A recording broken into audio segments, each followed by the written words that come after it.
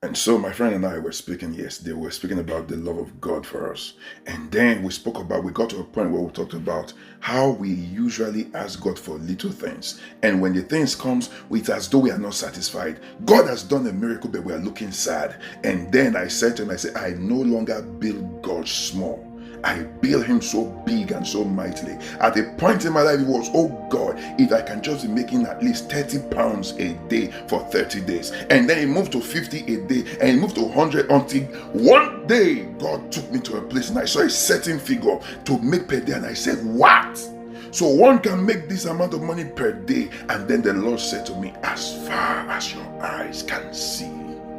So I said to my friend, I no longer build God small. As far as your eyes can see. And then the friend was looking at me and said, do you know how wealthy this God is? Let's start with a human being. Do you know the cost of running one human being? Do you know how much it costs to run a being?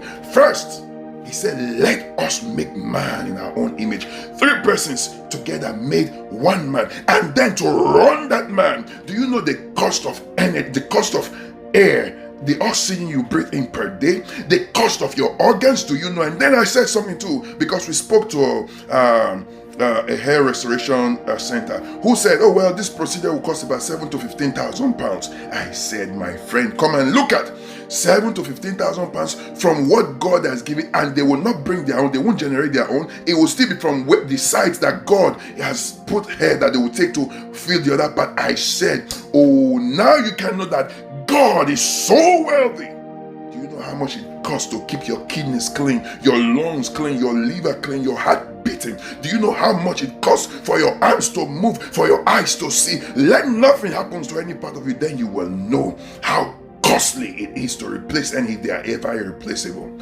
How much more a God that owns this. So when you walk and say, oh God, I don't know if God will do, you are limiting God, casting aspersions on his integrity, and he may not even answer because you do not know the God whom you ask for what you're asking. It's why then we used to ask God for something so little because we are trying to be careful. We don't know if he will do it. And once he does it, we still remain sad. Don't be like that. Oh, thank God for how much he has opened our eyes to see. He is too wealthy for the little we ask. As far as your eyes can see, your Father is wealthy. So wealthy that he owns the whole universe. He owns it all.